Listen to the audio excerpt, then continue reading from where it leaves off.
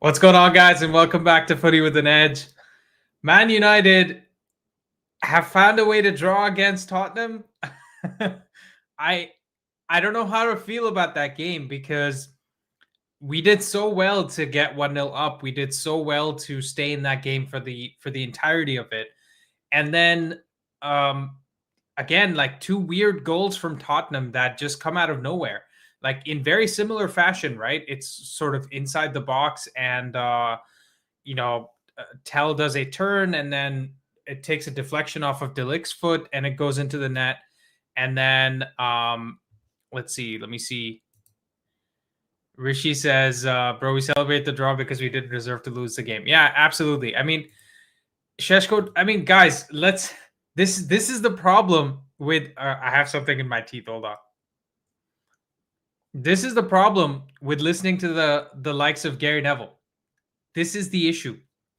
The problem is he keeps saying something for multiple weeks, and then finally Sheshko has a sort of a poor game, and essentially everyone's on Sheshko's bottom, right? Everyone's on Sheshko's backside, and this is the problem with listening to Gary Neville, guys. This is the problem of the negativity that this man spreads, because now everybody's getting on Sheshko's ass, and honestly, listen. Did he take poor touches? Does he deserve the criticism for the way he played in that game once he came on? He didn't really have the impact. Absolutely. But don't get it twisted, guys. Like I saw somebody comparing putting Dorgu and Sheshko in the same sentence. Please don't do that. Don't make that mistake of thinking that Sheshko is as bad as Dorgu, because Dorgu was horrible today. In fact, if I showed you guys my notes, if I speak, I'll be in big trouble because Dorgu had so many mistakes today. That's basically all I wrote in my in my show notes, in my game notes. And you compare that to Sheshko, who, in my opinion, had a decent, what's it called? Has had a decent season so far, but this game was bad, right? Like he should have just taken the shot the first time when he was straight through on goal.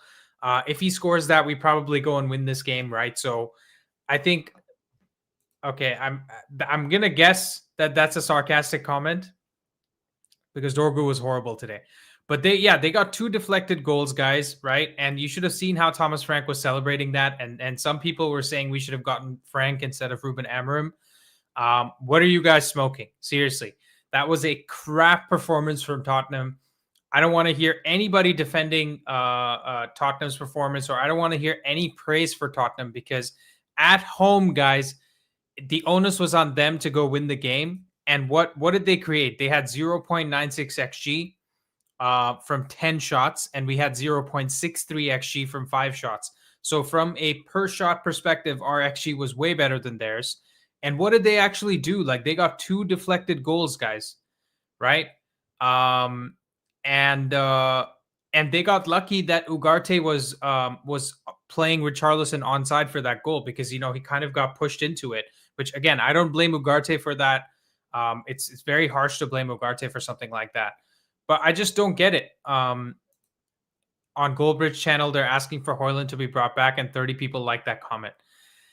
Guys, we need to stop being reactionary. Sheshko is doing just fine. Do you see how long it's taking Florian Wirtz to adapt to the league? Do you see how long it's taking Isak to adapt to a new team? Do you see how long it's taking Xavi Simons, who, by the way, I thought was going to be an amazing player for Tottenham? I thought that was the signing, one of the signings of the season, and he's looking like crap. Right? So just give Sheshko some time. We tend to forget. I think the problem is we're looking at Cunha, we're looking at Mbeumo, and we're seeing players that are doing really well, that are hitting the ground running, and we're holding Sheshko to the same bar. Let's not forget, Sheshko is still 22, so he's 4 years younger than these guys. Let's not forget, Sheshko's come from the Bundesliga, where a lot of the other signings this season have looked worse than he has, and we need to give him time to adapt to the league. We need to give him time to find his footing, and we can't hold the same standard for him as we do for Mbumo, as we do for Cunha. Those guys have played in the Premier League for multiple years already. So we need to get off Sheshko's back, and we need to blame Gary Neville for this shit. Because guess what? He's going to come back out into the media now. He's going to say Sheshko looked crap today, didn't he? He's going to say if Sheshko scores his chances, we're going to win that game. And it's just going to be more toxicity towards Sheshko, who's a player that probably needs protection from us. We need to protect him. Gary Neville can say whatever the F he wants. We need to sit here and protect our player. And that's something that I want to see more of you guys doing, right? Let me see. Papi BK says, hey, Andy, how are we doing? I'm so disappointed with the draw. 2 big chances missed from Bruno and Sheshko, but we go on. Look, listen, we missed our chances, okay? I absolutely get it. Listen, Sheshko shouldn't have missed those chances. Bruno was not bad today, bro. Come on. Guys, we need to calm down. First of all, think about it this way. In our last 5 games, we are unbeaten, okay? We had 2 away games back-to-back against Forest and Spurs, and we drew both games, right?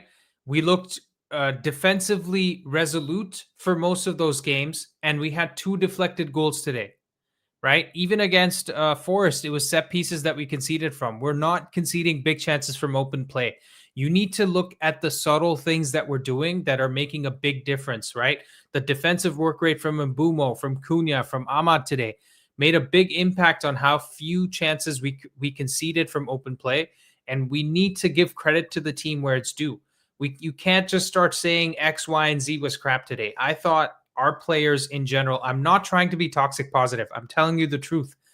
That game today, the onus wasn't on us to go and win. We have been conceding a lot of goals, so it was important for us to be defensively solid. Until the 84th minute, we didn't concede a single goal. Can we take the positive in that? I feel like people are missing the forest for the trees. I get that you're disappointed with the draw, but we need to realize that us keeping a clean sheet for 84 minutes is a huge victory for the team as a whole. And the fact that we scored meant in the 32nd minute meant that we also didn't overcommit in the attack. So I think from a tactical perspective, Amram, more or less got it right today. Like, what is he supposed to do? I get it. When he made the subs, the team looked worse. And, we made 5 substitutions. Let me just take a look at this. Hold on. Let me just add this to the screen for you guys. And then, yeah, let's take a look at the substitutions together. So he brought on Sheshko in the 58th minute. Then he made a triple substitution of Yoro, Ugarte, and Mount in the 72nd minute. And again, you want to look at the subs here and criticize Ugarte as not the right sub out of the 4 that he made by the 72nd minute. That's fair, but who else is he supposed to bring on in the midfield, right? We know Casemiro can't play 90 minutes. And then you have a Dallo coming on for Dorgu, who, come on, guys, Dorgu was the worst player on the pitch today for us. The number of times he made mistakes on the ball is just laughable. And honestly, at some point, Dorgu was trying to give his best impression of Diogo Dallo. I'm just going to be honest there, right? I feel like we had a worse Dallo than Dallo on the pitch today. Because remember that long throw that he tried to put in, and it was essentially a short throw, and it caught everybody off guard? I don't understand. It says from now on, Sheshko should only play when we are winning. He's costing us too much. Guys, we need to stop with this. I'm telling you guys, we need to stop with, exactly. Stop being reactionary. Like, it's a draw. It's a draw away from home against a team that we haven't beaten since October 2022. I don't know if every single one of you caught my match preview, but I hope you did. We haven't beaten them in over 1,000 days. And we obviously haven't won at their stadium either. So we need to just take it easy. We deserve to win that game. We probably should have won that game, but we didn't win that game. I get it. You're disappointed. But stop throwing Sheshko under the bus. Stop throwing Bruno under the bus. The only player that deserves, let's say criticism, like heavy criticism today, is Dorgu, in my opinion, because he was very poor on the ball. So many points where he could have done better, but he didn't. And so, yeah, look, Dorgu is the one that deserves the blame. I thought everybody else did very well today. Even Luke Shaw had an amazing pass in the build up to the goal from Mbumo, the one that Mbumo himself ran over and then got to the end of the box, right? So that was an amazing move from him as well. Um, let's see, Dorgu poor on the ball, decent defensively. Rasmus couldn't get a ball under control when it came from the air. Absolutely, guys. It's one thing to criticize Sheshko, but to then say I would rather have Rasmus Højlund, you guys are actually smoking something. Whoever is saying that is smoking something. Absolutely, it's okay to be upset. You have to stay focused today. And I wouldn't even say they got complacent. Tell me where the complacency came in, because I thought all our players were working hard defensively. I felt like from an attacking sense, we struggled to create a lot, but I don't think we were trying to create a lot. I think Amarim's goal for this game was to stay defensively solid for as long as possible. And we did that. Honestly, if De Ligt doesn't put his foot out and touch the ball from Tell, I don't think that's a goal. I think Lomans has it covered. But obviously, De Ligt is trying to do his best to block the shot, and if he blocks it, that's better than Lomans having to make a save. So we need to just take a chill pill. Sheshko being treated like Højlund is embarrassing. We love new players and back them. We haven't adapted to the league, and then Sheshko out. Yeah, absolutely. This is how it goes, right? And I wanna look at Rishi's point here as well. We got a last minute equalizer, guys. We have to celebrate. We have to be happy about the fact that De Ligt bailed us out of a bad situation, because for so long we have seen that this has been a terrible um, disease that United have been dealing with, where essentially we go through some sort of difficulty or a difficult period and we just fold like a deck of cards. Instead, today we came back and we want to. And listen, I was talking to Rishi on WhatsApp as we were watching the game, and even when we went 1-1, Rishi said we're gonna come and win this game. And I was like, I don't see it, bro. I don't really see us winning this game, especially with Sheshko not being on the pitch. Not only did we sort of come back into it, we went another goal down and then scored in the last possible minute. So that's the kind of thing we need to celebrate, right? And the fact that we kept a clean sheet for 84 minutes and then 2 goals kind of came from, almost nothing. So yeah, Tottenham did score 2 deflected goals. They're so lucky. Absolutely. And the 2 goals that we scored were not deflected. We scored 2 very good headers. I just want to call out this guy's name, first of all. Mick25, thanks for your super chat. I agree with you absolutely. Sheshko being treated like Højlund is embarrassing, guys. We can do better. Let's not let the shoddy analysis of Gary Neville impact how we feel about our own players. Please, let's stop doing that. And we had 2 injuries, one without substitution. We were unlucky. Neville says De Ligt man of the match. Absolutely, dude. I mean, De Ligt was going to be my man of the match even before he scored. But that was just cherry on top of icing on top of the cake, because what a header, man. I mean, clutch time, clutch moment from a clutch player to do something like that is amazing. And Richarlison too. Yeah, I mean, I had called this again while I was watching the game with Rishi as well.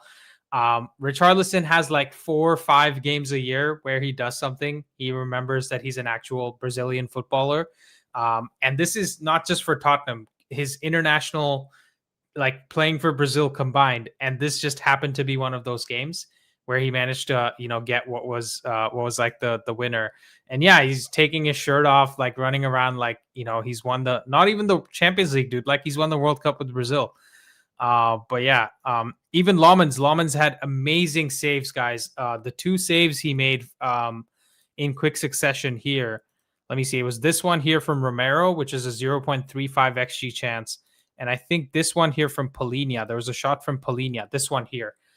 So 54th minute and 56th minute, he made 2 huge saves, right? And maybe Spurs fans want to argue that those could have been goal and should have been goal. But honestly, I'm happy with that performance, guys. As difficult as that sounds to take, I know we're all thinking about, how nice would it have been if we won against Forest and won against Spurs and that guy could finally cut his hair. But we need to realize that we need to take the wins as we can get them. We're not just going to go from 15th to a title race. We have to build slowly. And the fact that we showed very good defensive tendencies today, none of the 2 goals I would say came from defensive mistakes. I don't think there was a defensive mistake in any of the goals. So we have to take the positives. I think Dorgu for Dallo is a huge problem. Like, those guys need twice the time on the training field in order to actually do something. So I don't know what's going to happen, but let's open the lines and start bringing some folks in. People have been waiting patiently here. Bring in Outer Signal. Hey man, you're live on Footy with an Edge. Hey, how are you doing? I am well, thanks. Go on, introduce yourself, tell us where you're calling from, and then let's talk about the game. Hi, I'm Outer Signal, calling from Nigeria. A long-time United fan and long-time follower of the show. Nice, awesome. Nice to see you. Are you in Lagos? Where you from in Nigeria? Abuja. Nice. That's awesome. Cool. Go on. Tell us what you thought about the game. Oh, well, first of all, I think the main takeaway for me is that we're building resilience. We're not going to be happy we were ahead, and the same thing in the last game. But Amarim said it after the last game, and I think it's something that we should consider. The fact is, these are games that we would not have won last season. We're talking about progress. We're talking about a manager that we need to give time, a team that needs to gel, a bunch of new signings, a keeper that didn't come in till after the summer. It was always going to take some time. So I'm glad to see that in the comments, a bunch of people aren't being completely reactionary.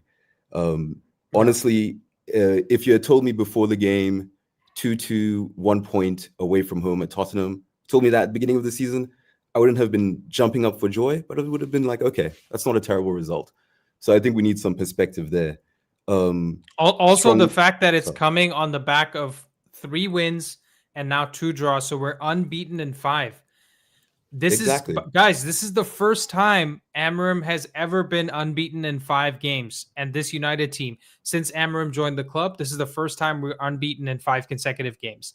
So we need to take the victory for what it is, because you see in both the Forest game and in the game today, it's not like the other team dominated us, right? Like, it's not like Forest dominated us. In the space of 5 minutes, they got 2 goals. It's not like Tottenham dominated us. I think today, in the space of 7 minutes, they got their 2 goals, 84th minute and 91st minute. And we still came back to ride the things that went against us, whether it was deserved or undeserved, and found a way to draw that game. So we have to take the positive. Completely agree. It's something to build on. We need to see it as like we are making progress now. We've gotten 5 games unbeaten in a period of time and playing games where we definitely wouldn't have gotten results before. So let's build on that. And I also need to come back to your earlier point on Gary Neville. Our legends are just putting a lot of pressure on our players for no reason. Shesho has looked absolutely fine. Yeah, not perfect, but this is a 22-year-old in the Premier League for the first time. You rightly pointed out there's players with much more experience in the league and also outside of the league who are doing worse. So, let's give him that time and let's give him the support. And let's not listen to people like Gary Neville that seem to have a stick up there. So-and-so, I don't know if I'm allowed to swear here. Yeah, no, we know what you're talking about. Yeah, absolutely. Yeah. I mean, the problem I have with Gary Neville, right? He's not looking at specific things within, Sheshko's game and pointing out specific things that he could improve. He's just like, he's not good enough. He's just making a carte blanche statement saying he's not good enough or his touch is poor. It's just such shallow analysis that, like a grandma in her 80s might be able to tell you better, with like poor eyesight in one of her eyes, like could tell you 100%. More than what Gary Neville is telling you. And this guy supposedly played the game at the highest level. I made a video calling him out like 2 weeks ago, and I was very respectful because I am willing to give him more respect than he's willing to give United. And what sense does that make? Like, this club has given him his living. This club has given him all the meaning he has in his life, and his post-match career, playing career has come from United. And he fails to respect it every chance he gets. Whereas you look at Jamie Carragher, like, he's trying to live up Liverpool's, backside as much as possible. Carragher always has a pro-Liverpool agenda. I remember, and I thank God I'm in a United YouTube channel. Everyone's going to agree with me. I remember Jamie Carragher trying to claim that Liverpool and Man City were now the greatest rivalry in Premier League history. And I was like, do you guys remember when United and Arsenal were swapping leagues back to back? Arsene Wenger and Sir Alex Ferguson. Let's not even play with that. But you're right. Gary Neville is constantly undermining the team and the players, and he just adds on a lot of pressure.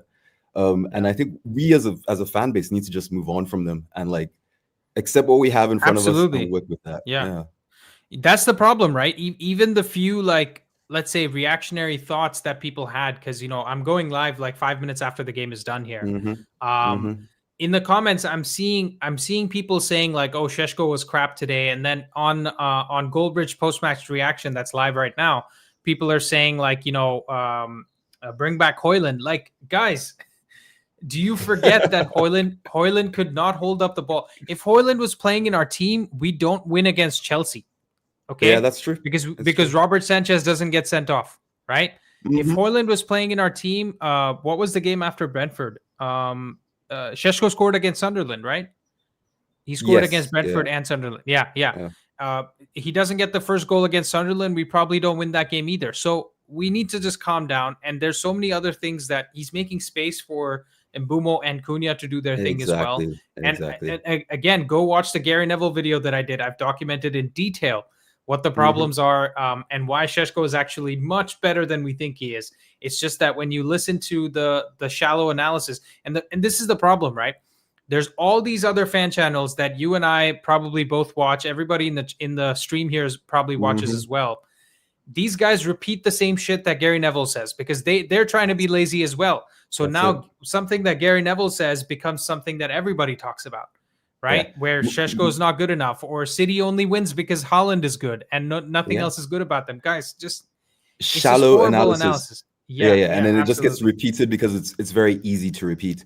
And so we don't just dog on Gary Neville. Another thing I want to point out is like, Outer, I just do me a favor. Sorry, I'm just gonna ask you for your man of the match. There's a few other people waiting. I'll bring them in. Yeah, my bad. Let me. If you wanna wait till the end, I'll bring you back in for sort of a group discussion. Because I enjoyed the discussion here. Give me your man of the match. Good. Well, it has to be Mbumo. But can I give a little shout out to Ahmad when things were getting tough and we're getting pressed back? He seemed to always be an outlet. So a lot of love for Ahmad, but Mbumo is a killer, and I think he's going to score a bunch of goals this season. Thanks for having me on. Absolutely. Yes, bro. Just stick around for a little bit, and I'll bring you in towards the end if you're still around.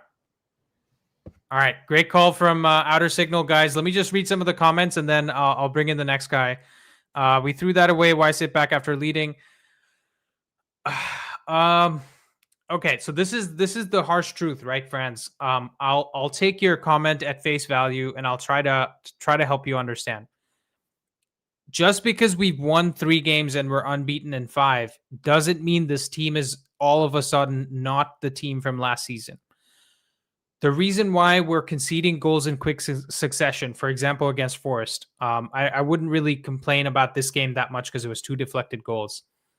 The reason why it's difficult for us to go and win 10 games on the bounce like Arsenal is because we're not a team that's 3, 4, 5 years in the making. These players are still starting to learn how to play with each other. So if we want to keep a clean sheet and not just win games by going like 5, 6, 7-0 or 4-3, 3-2, these types of like fine margin games, we have to focus more on the defensive side of things, right? And guys, I see 191 people watching live right now. Please smash the like button. It really helps the channel and helps other people like you come onto the channel as well. So we didn't just throw that away. We got a good goal, and we had to stay defensive and make sure we don't concede silly goals.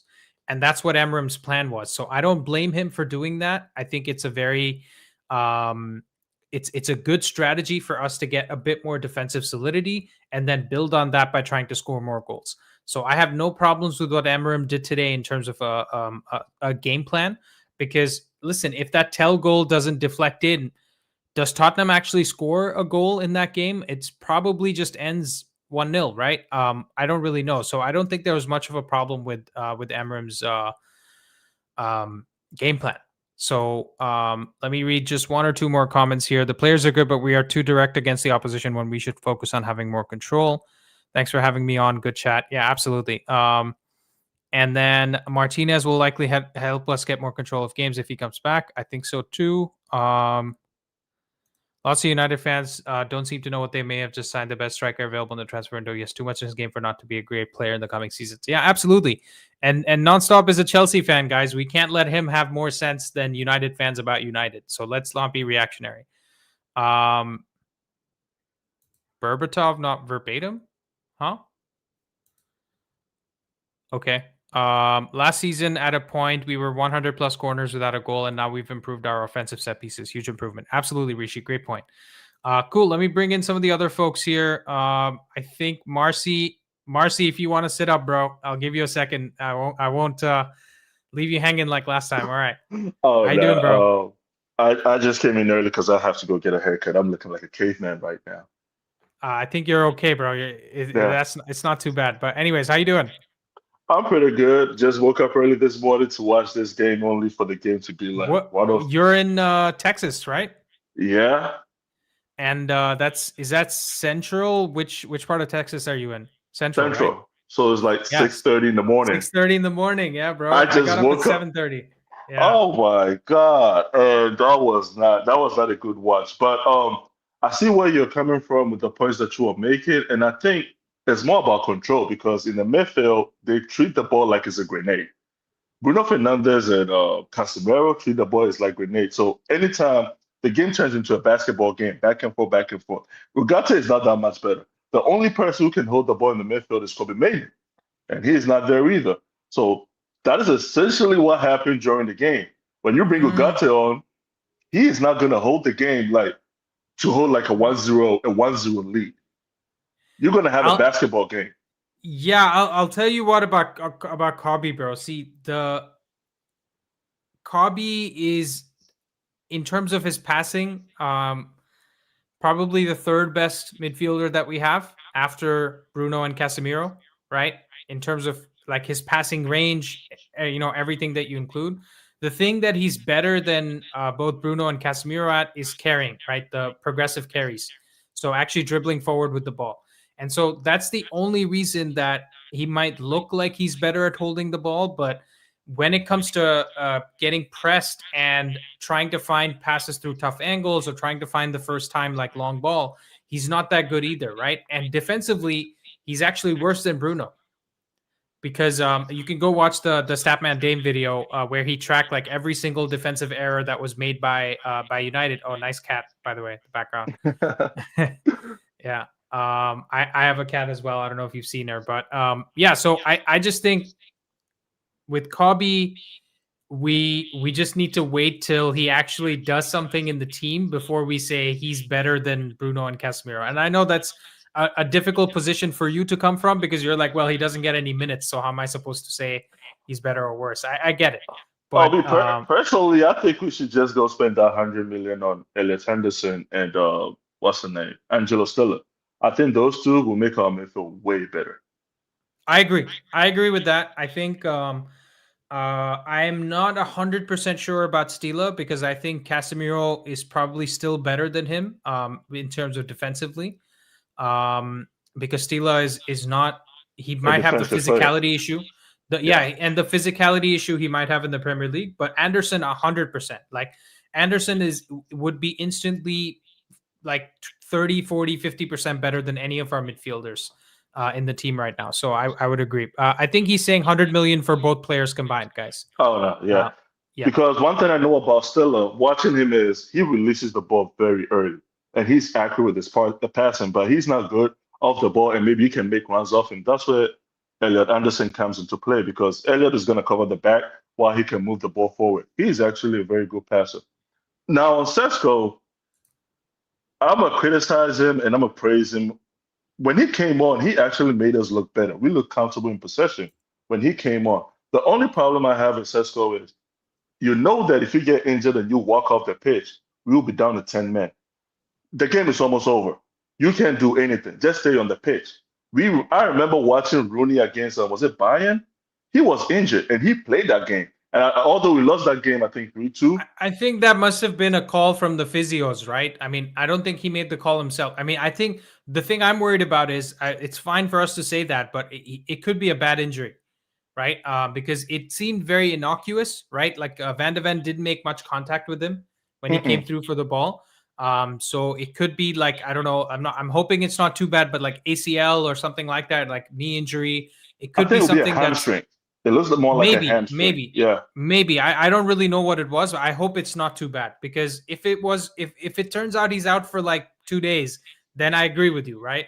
Where you're saying you should just stay there and play, because you can just even be a body for the crosses or For something. the cross, because you And tall. yeah, You tall. We yeah, would just hit the ball to you exactly. and you just head it Yeah. in. But yeah, Anyways, but Marcy, who was your man of the match? I'll say Delit. Although like the goal against us, it got deflected off his leg. But I think personally, he was our best player on the pitch. The first half, the reason why Spurs couldn't have a sniff of our goal was because of Delit. He marshaled Yeah. like Richarlison of the pitch. So yeah, he's my player of the match, and thanks for having me on. Yeah, of course, bro. Thanks for coming on again, and hopefully you can get some sleep, bro, because it's Yeah, let me go get early my on a haircut first. Saturday. Yeah. Yeah, good luck with the haircut, and get some sleep. You take care, man. Thanks, brother. All right, Marcy, he's a Ghanaian fan. He's I think second time on the channel. Great chat as always. Let's bring on the next folks here. I think it's Nimesh who is next. And hi, Nimesh, how you doing? Hi, I'm fine. How are you? I am well, thanks. Go on, introduce yourself. Tell us where you're calling from. I'm calling from India, Mumbai, Nice, and that's awesome. I started following Manchester United when Ronaldo came back. So yeah, pretty. I've Is gone through. I when I started, I think I had gone through pretty tough times under 10 yeah. So it's only been a few years for you. Go Yeah, on. yeah. What did you think of that game? To be pinpoint and accurate, I think when Casemiro goes off, we fumble in the midfield and we concede goals. Yeah.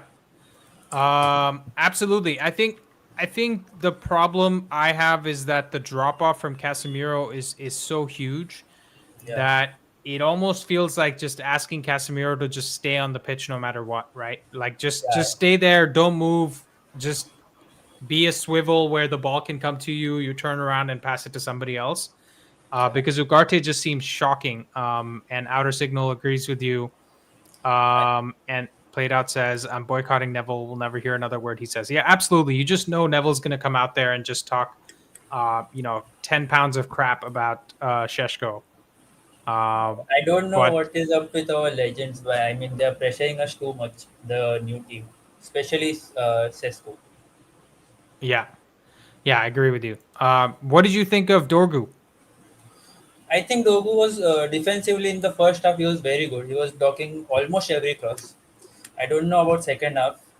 I think he was decent in the second half, but first half he was excellent. I think he was pretty good. Mm. I think my problem with Dorgu mainly, guys, is that he makes very poor decisions going forward. And sometimes you don't realize how bad his decisions are, because there was a pass. He had an option to play a pass to, who was it?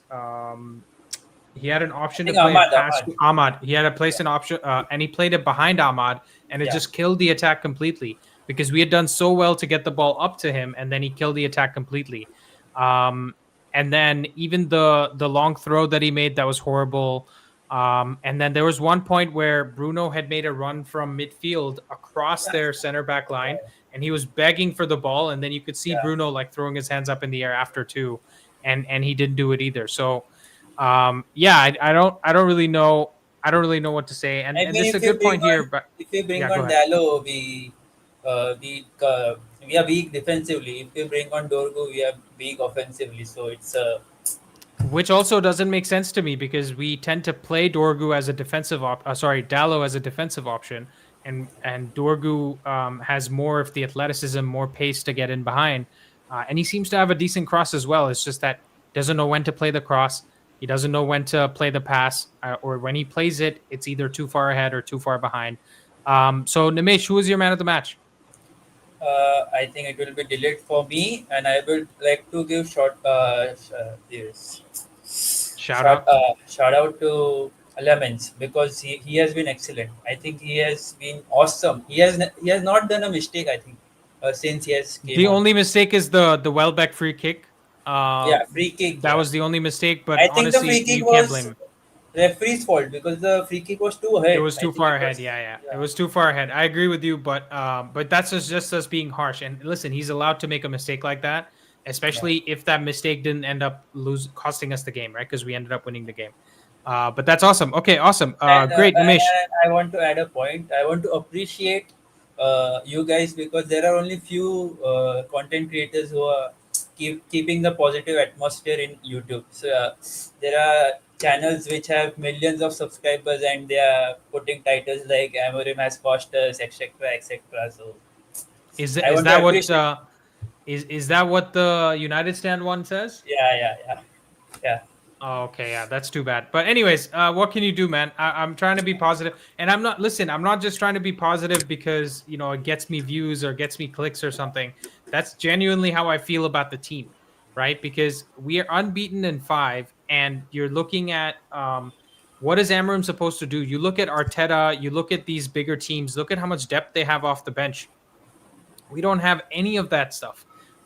As soon as we make any subs, the team looks like 100 times worse, right? So Yeah. we're forced into a corner here. But anyways, I Nimesh, hope great I first hope time in call, man. winter I hope in winter we get some good players, especially Elliot Absolutely. Anderson. Yeah. If we can get someone like that, it'd be amazing. But it looks like it's going to be difficult. But anyways, Nimesh, great first Thank you, time thank you, call. thank you. Yeah, we'll see you again.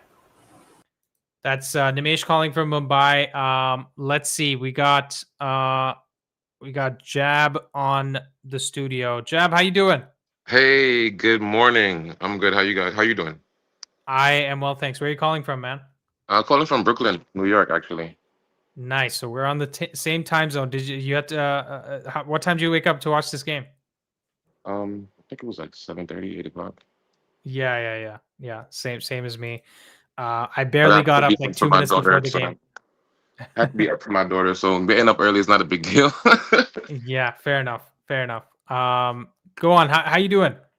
I'm doing good. I just wanted to say first thing first. I wanted to say I ran across your channel right before the Sunderland game, and it just struck me because it's like everybody was so sorry, everybody was so negative and Yeah. everybody was just killing everybody, but then the way how you spoke, the way how you broke things down, I loved it. So I started following you, and I just wanted to let you know first thing first, keep doing what you're doing, because just like the guy that just called earlier, is like a lot of these other fan channels, they're just doing things for clicks, and they're doing things to say stuff to make people sorry say stuff It's to make okay. people She watch. yeah, she can be part of the United family. Sorry, you're not United Stan. Yeah, but first thing first, I want to say one thing. When we're watching these games, we have to take our bias from last year out of these games, Yeah. because the guy from Texas, he just called and he's talking about Bruno, right? This year, Bruno has been a completely different player. I don't even know if y'all realize. Last year, every time something happened, he was literally the most petulant person on the pitch. He was yelling, he was screaming, he was shouting at this person. This year, you have not seen that one time. Yeah. And yet still, everybody still has the same narrative. Oh, Bruno's this, Bruno's that. No, Bruno's changed. Everybody needs to see it. Everybody needs to hear it. You can't keep going with the same rhetoric just because, like you said, lazy rhetoric. Just because, oh, that's how he was last year. This year is a totally different team, a totally different mindset. Everybody's moving in the same direction.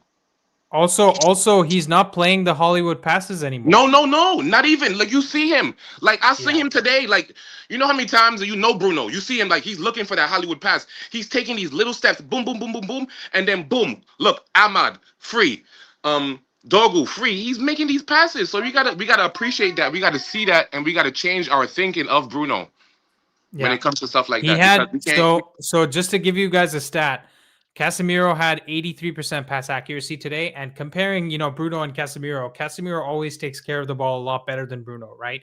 Yeah. Even in the last like few seasons under Ten Hag, whatever. So Casemiro 83% pass accuracy. Bruno had 81% pass accuracy. And that was a game where we had 40 something percent of the ball. What did we have? 45% of the ball. So we're not, having tons of passes, right? It's not a situation where it's like 100 pass game. And he took good care of the ball. So your daughter agrees. You saying balls? He just talks about the ball. I'm sorry. Yeah. No, it's okay. But yeah, see, looks like people are agreeing with you. But 1-2 That's touch good. progressive passing by Bruno has been very good, and I agree. Listen, Bruno, in my opinion, this season across the top 6 teams, must be one of the most improved players because he's playing a completely new position, Exactly. and he's never done that before. In And fact, it's almost like somebody who's horrible at jumping high is now is the highest jumpers in the team. You know what I'm saying? because everybody Like said he can't play this position. exactly, and he's doing the things that we used to criticize him for, which is Exactly. We need to stop yeah, because I used to be the same person. I seen Bruno playing every 60-yard pass, and he's always doing it, but he's yeah, literally stopped doing it. So we need to, we need to realize that and appreciate it, and just watch how he's doing now instead of before. Because, like I said, it's a different team. Even like the executives, they're doing their interviews. Everybody's rowing in the same direction. It seems like everything is good. yeah, But we absolutely. I mean, just honestly, the thing I will say is that I didn't see this coming. Right in the summer, I wanted Bruno sold because I didn't see. 100 million Even was even tempting. someone as positive as me couldn't believe that Bruno could go from being a cam to a central midfielder in the space of 10 games. And he has done it. No, he Right? has. He's done almost the impossible. It's like I don't even know how to explain it. It's like putting Ronaldo at left back and he's doing a great job. You know what I mean? It's like you can't see it happening and he's made it happen. Yeah. But go on, Jab. Give us your man of the match today. Who stood out to you? Um, my man of the match is going to be Ahmad because he worked really hard. First he was in the 10. He did. He had the assists. He did a lot of good work before, after that. He made a few runs. Then he switched to right back. Did let in a few crosses, which we have a. I don't know what the problem is. Like in the first half, we're good, but then like sometimes teams just have this momentum thing, and they just start spamming crosses in the box, and I'm like, it's, it's ridiculous. But I'm my player of the match. Yeah, nice. Great shot, man. Honestly, for me, before the game went out the way it did, like when we were 1-0 up, my main talking points for this game were going to be Ahmad and Mbumo. Mm. Because I feel like the amount of tireless work they put in and the amount of low ego activities they're doing on the pitch, Yeah. right, are just amazing. Like they're never they don't seem like the star players of the team. They And feel and like and just any other guy. not to cut you off, but why is nobody talking about Mbemo playing on the left today? Like it Yeah, was so normal. Like yeah, Salah can't do that. I'm just saying. A lot of people yeah. can't do that. So Yeah. No, I think it's also I don't think Slot can coach that type of play then have from him. Junior. I'm But telling people. people are gonna start calling me out for the bias against Liverpool more than they called Gary Neville out against It's United. oh my god. But This legends anyways, abuse Jap, is crazy. yeah, you smashed it, bro. Please do call in again and Oh, definitely. do Every time. yes, for sure. Thanks, man. See you All right, later. have a good day. Take it easy. You too. Bye. All right, that's first time call from Jab. You smashed it from Brooklyn. Sai says, why do you think Amram played Mbumo on the left today? In my opinion, it was more to get Ahmad on into his favored right side because he was playing Mazraoui as more of a defensive option. That's my best guess because he didn't want to move Ahmad from the right to the left. And Mbumo did a great job. I think Mbumo is showing himself as a player that can really adapt to tactical instructions very well. And that's a great sign from a player like him because, like I said, he's come in for big money. I don't think anyone can argue he's our best or our second best player in this team because I would still put Bruno very high up there in terms of one of our best players. And he's taking on tactical instructions like it's nobody's business. He is, working hard without having any ego about it. And that's just refreshing to watch, right? Because we have so many players year in, year out that are just too big for their boots. And look at Marcus Rashford, man. I just want to spend like one quick minute before I get the next caller in. how embarrassing is it that Marcus Rashford is going out and playing for Barcelona and dying for that shirt when he wouldn't do it for the city that he grew up in, the team that sort of gave you your chance, and you're not. He's never played like that for United, guys. Even in a season where he scored whatever 30 goals or whatever he did for Ten Hag, he was more of the maverick, right? He wasn't asked to do much of the defensive work, and the team was playing more for him. And the fact that Rashford can go to Barcelona and play like he was born in Spain, is just very disappointing. I mean, I don't want to make this a Rashford show because it seems like, why is he coming as part of the conversation? He's coming up because you're seeing Mbumo, who's like French-born Cameroonian international, who's apparently a boyhood United fan, is dying for the shirt. He's doing so much for the shirt. You see Cunha doing the same thing, who's a Brazilian player, probably didn't support United growing up.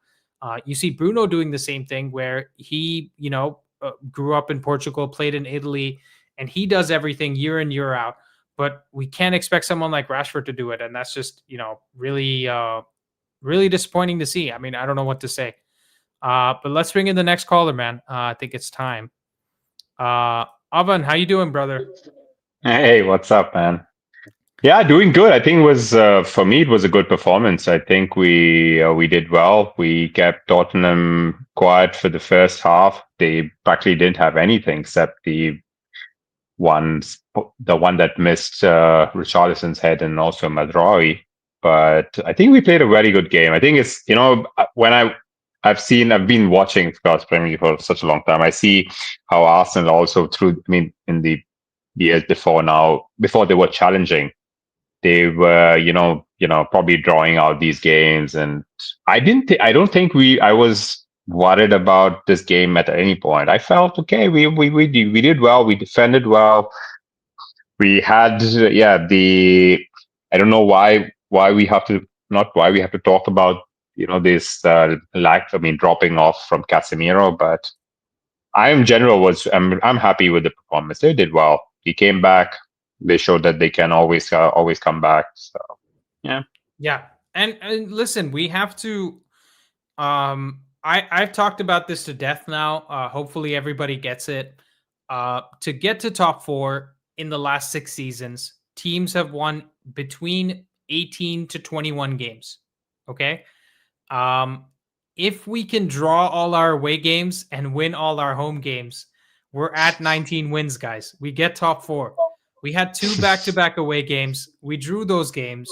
And these are difficult teams, right? Nottingham Forest has the highest value team in the Europa League. Okay, like the squad value is like 650 million or something like that. That is a team that should be finishing in 8th, 9th, or 10th at worst. And they've been doing that. They've been doing worse than that because of that Marinakis guy who's just, trigger happy and making whatever decision he wants. So we can't be looking at the Forest team and saying, oh, we lost to a crap team with a crap manager. We drew that game and we did well to draw that game. It was a good point to get away from home. And today as well, if they don't get 2 deflections, I think, do you have your speaker on or something? I'm hearing my feedback. Me? Yeah. I'm hearing feedback from your side. I'll just wait a second. I'll mute you in the meantime while I'm just giving my point here. Or is it okay now? Perfect. Okay. Yeah, it's fine now. It's fine. But yeah, so we drawing that game today, guys, is a good result for us. Okay, this is a team that we have not beaten since 19th October 2022. That's 1,120 something days at this point. So we need to realize that it's okay. Sometimes you won't get a win, but it's important not to lose on those days. And that De Ligt goal in the last minute was huge for us. Absolutely huge. Yeah, I think it was important for the belief of the team because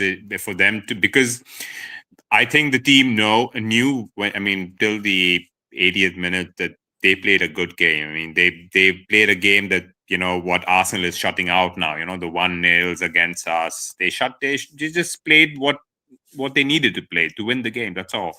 And we'll probably learn that. There's to have this composure to play out the 90 minutes when we are away from home.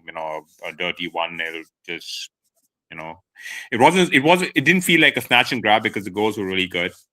But I'm happy with the performance. So for me, even before the game and even after Sunderland or Brighton, I was for me. You have to be realistic. You have to be just like how Jason Wilcox said.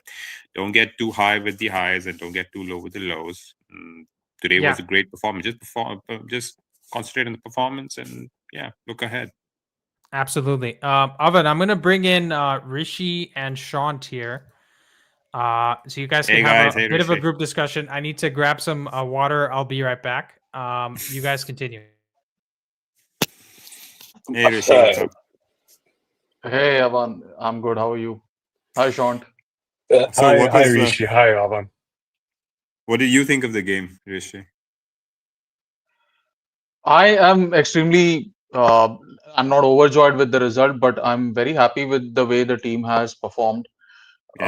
Even right after the Brighton game and after the Forest game, I said last week that I'll happily take a draw against Spurs because they've had a number for a while now. Yeah. And in the grand scheme of things, you look at it, 11 points from 5 is not bad form at all. It's pretty good form. You're unbeaten in 5 games. We've always struggled in away games. I think our away form this season, our home form is quite good. We played 5 games and won 4 and lost 1 against Arsenal. And I think now we have 6 points out of 6 home games, is it? Yeah, 6 away games. So yeah. On balance, it's not like the worst result. And in fact, if anything, you saw the way Thomas Frank celebrated after getting that equalizer. Yeah, exactly. And this is what I love about Amorim. He doesn't get overjoyed when we're 1-0 up, he's calling in Delict, hey, come here. He saw something before, probably in the 5 or 10 minutes before the play, and he was instructing him, okay, this has to change, this has to change. I think Tottenham came back well in the second half. I mean, they bypassed completely our midfield with the long balls in, and it was working for them. This is the way Thomas Frank plays. So at Brentford. So yeah, I was delighted with the performance. We played really well. It was a good away performance. Yeah, it was. I mean, disappointing, of course, that we gave away 2 goals again. Again, it might be a worry that we keep giving away goals again in bunches. Where it was a thing in the past season when we always giving goals in a bunch, and again it happened today. In 7 minutes, we gave 2 goals. Yeah, of course, it was partially because of Shesho getting off, but yeah, this is it. I mean, I was shortly on some other channel. People were giving hardball to Shesho. They're like, yeah, he can't control the ball. He's a useless signing. I'm like, come on, just give him time. Just don't judge a Rishi, player. Avan, I sorry to interrupt, but as you're talking about Shesho, so I've been a major Shesho fan, even dating back to Bundesliga. I always kept tabs on him when we were in the striker market. He was my preferred choice. I upon Neville's criticism saying that he had really gone off the to flying races, I thought it was unfounded, one. But considering, I thought, okay, still, regardless, I did understand why Ruben decided to kind of lean into the criticism, saying, hey, let's temper expectations here. Let's just say this guy he's going to definitely be our striker for the long term. But this is also the risk you run when you lean into criticism and you don't kind of insulate yourself and have a siege mentality. Because I do believe that some of the decisions that were made seem to be indicative of poor confidence when Shesho did come on. Because first off, the way the team's set up, I thought this game was primed to have a focal point as a striker. Now, I do understand putting Mbeumo on the left-hand flank. I think in general, that's been our weaker attacking option. So being able to have a Mbeumo really be just integral on a different side gave our attacking phases more balance, for sure. I think Cunha didn't have the greatest of games today, and we did see a drop-off once the subs occurred. But Sean, just to ask you a quick question on your Shesho point there. Do you think it's possible that his confidence looked low because of the pressure that Neville has been putting on for the Without a last doubt. few weeks? Because Without a doubt. it's not just Neville saying something, right? Because you have an army of laziness around football YouTube, which is Yeah, essentially exactly. Neville says something and then everybody starts repeating it. Even those Saturday social like best 11s, that combined 11s that they put together, and all those TV shows, the producers are just like, man, I'm doing 60 hours of work a week. I don't give an F about what content is being put out. We just need to put something out. What did Gary Neville say? What did Carragher say? Let's just go with Let's that. echo. Yeah, 100%. And I mean, that's obviously the onus is on the fan base to support and make sure we give a proper backing to our players, which I do think the Old Trafford faithful do. But I think with the increasing exposure of online fandom, you are going to get a lot of these player FCs that are having any excuse to look at Sheshko's maybe not having the greatest of games. I could have pointed at plenty of players today and the past week that didn't have the greatest of games. I do think Rishi's points with regards to looking at our form over the span of 5 games, or the span of the season, looking at our home versus away form, there's a market improvement. And I will admit I did get carried away with the assumption of where our team is currently at, thinking that, hey, this is without a doubt a top 4 team. Yes, this is a top 4 team when all things are firing. But when you're away at your bogey teams, not new stadium, it's been about half a decade now. When you're at Tottenham and they've had your number the last 4 games in a row, when you're 4 games undefeated, with the last game you give up 2 goals in a quick bunch, just like Avon said, we give up goals in bunches again. How is the team going to react? I saw the reaction today. I was very happy with it. I do like our poise. So from the perspective of 2 points lost, 1 point gained, it is a point gained because we were at 0 points going in 96 minutes into the game. But I think there does need to be certain questions that we need to address, which is once AFCON comes around, once there's going to be holes in the squad. What is this? What is the status update with Sheshko's injury? Because the non-contact injuries are always very concerning for me, because those seem to be the ones. I mean, if Sheshko could have played, he would have. So for him to actually get off, I'm very concerned about that. Because what do we have next? Cheeto and Xerxes? No, we got to play Cunha up top. Yeah, I think that's a great point, Sean. And I'll be honest, it's okay to look at a team after 7, 8, 9 games, look at the underlying data and say this is a top 4 team, and then look at that same team 20 games in and say actually this team looks more like a top 6 team, right? Exactly. Because we have to temper our expectations and look at what the data is saying, not just say, listen, I made a prediction, 200 days ago, and I have to stick with it no matter what the data says. That would be poor analysis. So I'll say that. And the second thing is, I am probably more worried about AFCON now than I was after the Forest game. I was more worried after the Forest game than I was the game before that. So every game that goes on, I get more and more worried, because every time we make subs, the team just looks like non-existent, right? But there's honestly, there's a huge quality gap between our starting 11 and our bench. So that's something that I don't know whether that can be addressed in the January window, because everything that Wilcox and Amram have been saying is, if we're going to go for our targets, we're going to go for our long-term targets.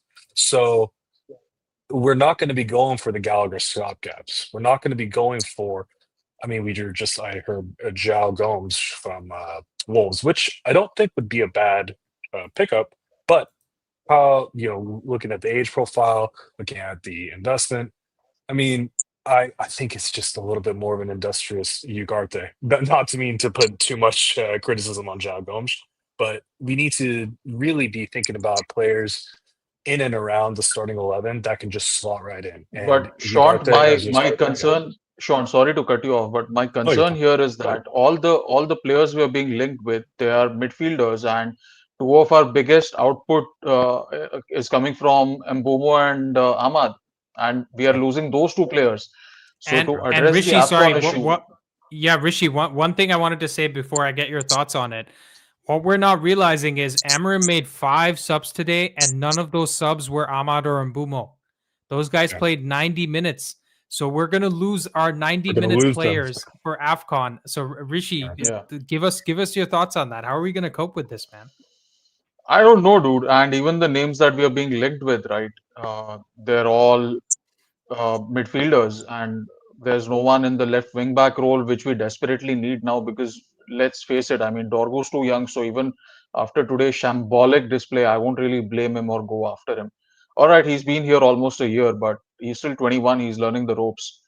Um, I think we need a left wing back pronto. We also need some sort of attacking reinforcement. Something interesting I realized recently is that Semenyo is a Ghanaian international, and Ghana isn't playing in the AFCON. So if we were to make a move in January, maybe like a 75 million 75 million move, that's the player we should go for. I'm not sure if Bournemouth will sell him because they are also in the running for a European spot. So it's going to take like a very tempting offer, and even then they might decide to not sell him. But if we were to make, sort of that permanent, um, permanent signing that actually improves our team, that sort of a signing, then Semenyo is the one. You absolutely took the words out of my mouth. Semenyo has been, for me, you have a player that can play across the front 5. You have a player that is dynamic. He immediately gives that outlet on the left wing. And I know with this formation, you don't want to have just wingers playing as your wing backs, but if you have players like Ahmad, you have players like Mbumo, you have players like Semenyo, those guys put in a shift on the defensive end as well because they're used to, not Ahmad, of course, but they're used to playing for teams that have to really sink in. So, I mean, Semenyo would be my number one choice. I just think Semenyo is in the 99th percentile for blocks and tackles made by forward players. There you go. There you go. Also, whenever I watch Semenyo, one thing I'll say about Semenyo, I watch him put in a lot of left-footed crosses.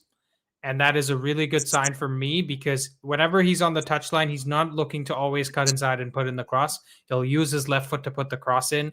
And, we could use something like that because even though Dorgu's left-footed, I would trust Semenyo's left foot more than Dorgu's. What do you guys make of the intimations out of the club that we're not in for a wing back? Do you think it's just kind of smoke and mirrors maybe?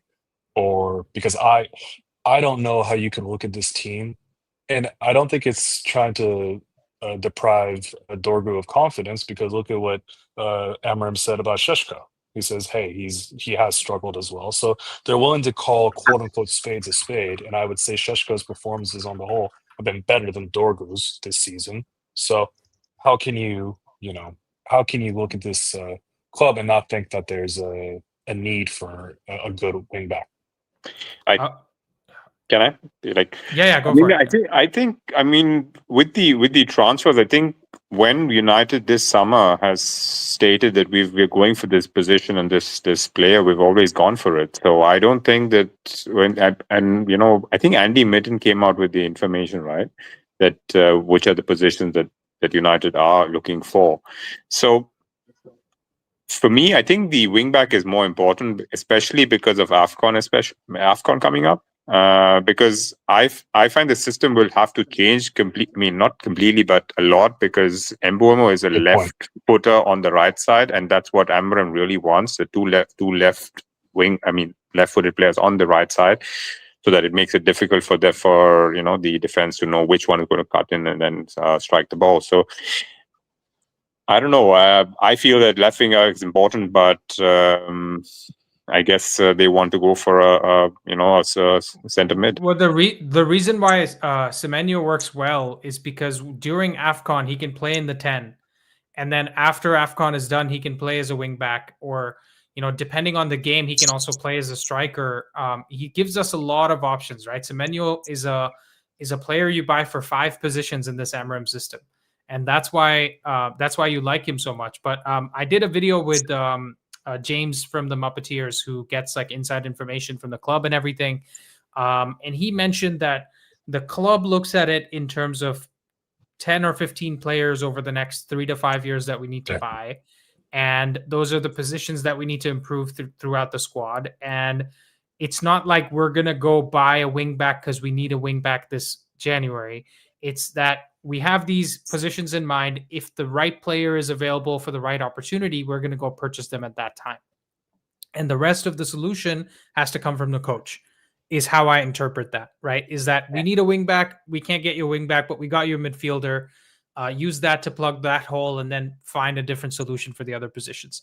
Now, what I'm saying is I like what Rishi said, because if Bournemouth is willing to sell for the right price, let's say 70 million, I think that's a deal that we have to go and do, because Semenyo just gives you a cover across the 4 positions. He's also 25, very similar age as Cunha and Mbumo.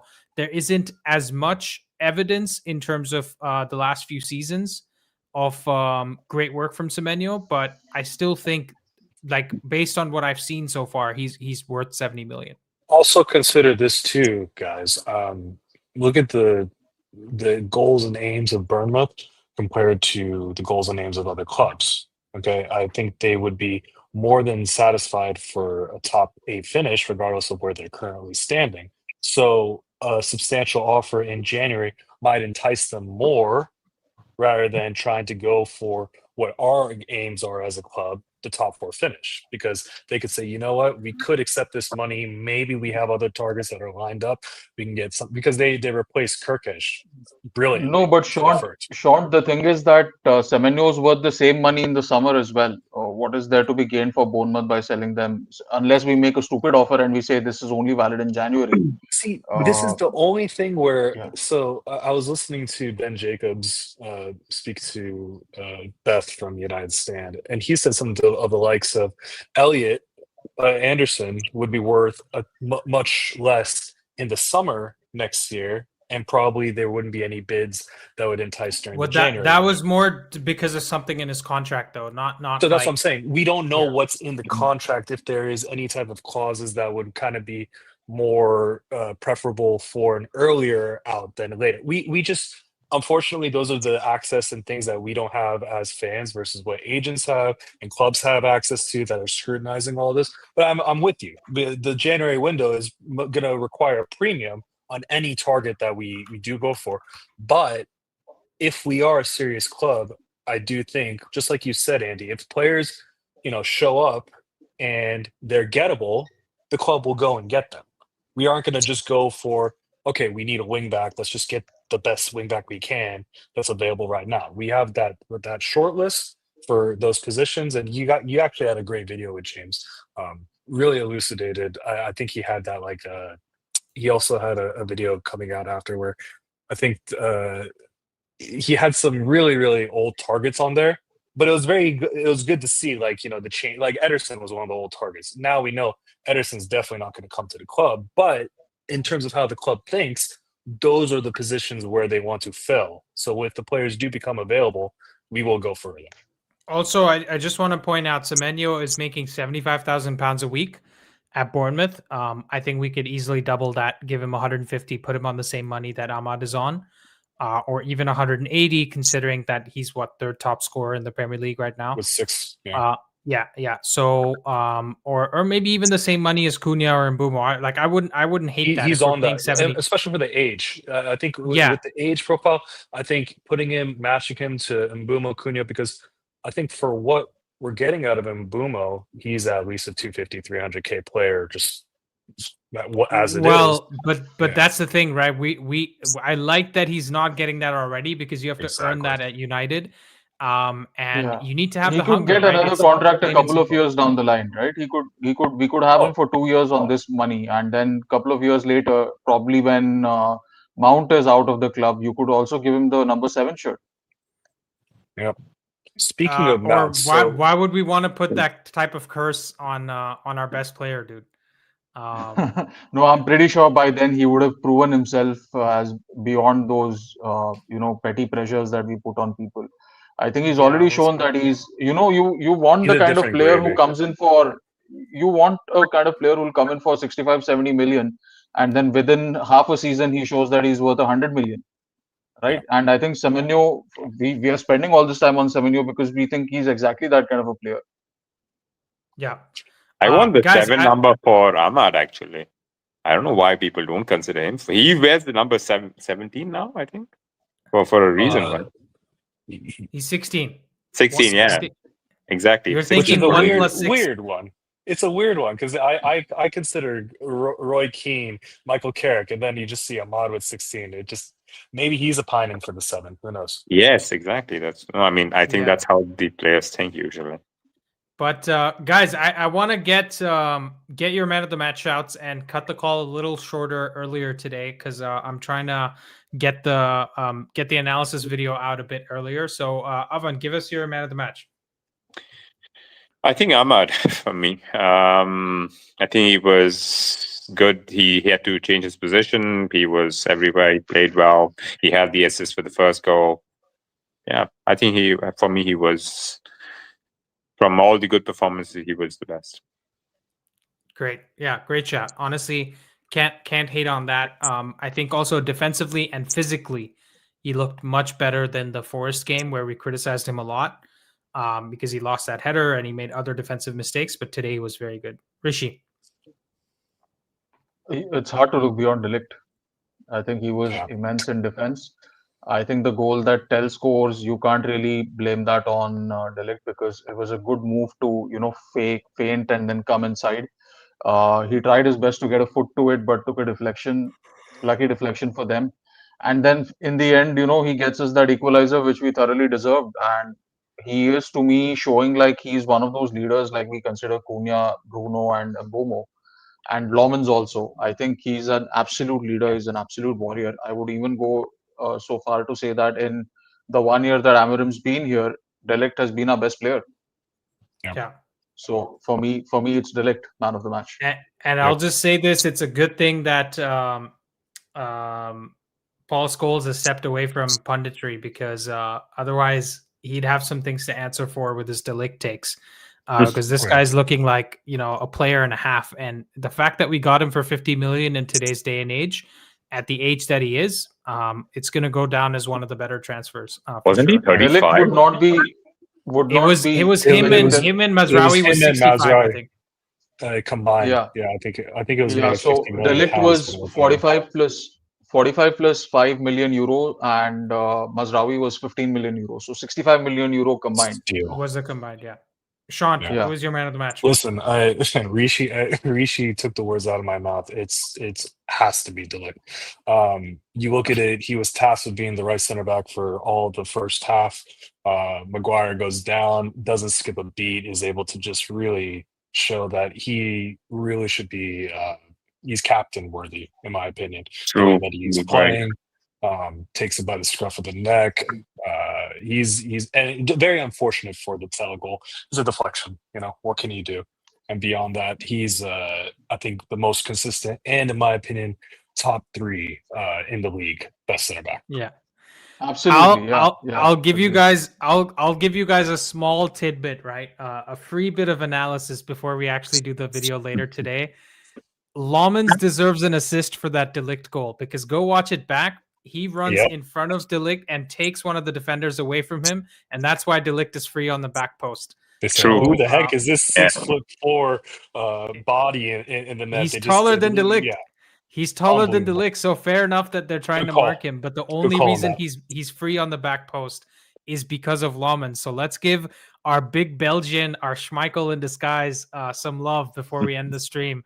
And honestly, guys, we've scored, like, he's conceded goals in net, but you're not upset. You're not mad at him. It's not coming from dumb mistakes like Bayindir and Onana were doing. So honestly, great going from the whole team today. And I am actually happy with that result and that performance. And I'm glad that Oven said that those are the first words out of your mouth as well.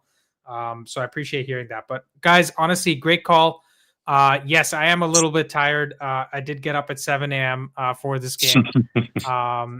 For once, Rishi is watching it in prime time. Look at how fresh Rishi looks compared to me. Like a new man. Yeah, exactly. Anyways, thank God he can't guys, see my face. It's 4:30 for me. Oh wait. Oh yeah. Are you in LA? Is that? Yes. Yeah. LA. Yeah. Right. Yeah. Anyways, I thought he was just shy, guys, but I guess he just got up really early. No, I'm the only one who watched it in the right time. It's 5 p.m. here, or nearly 5 p.m. So yeah, you're in Germany, right? Right. Yeah. Exactly. Yeah. Well, not everyone can be as lucky as Oven. And on that note, we'll call it a day, guys.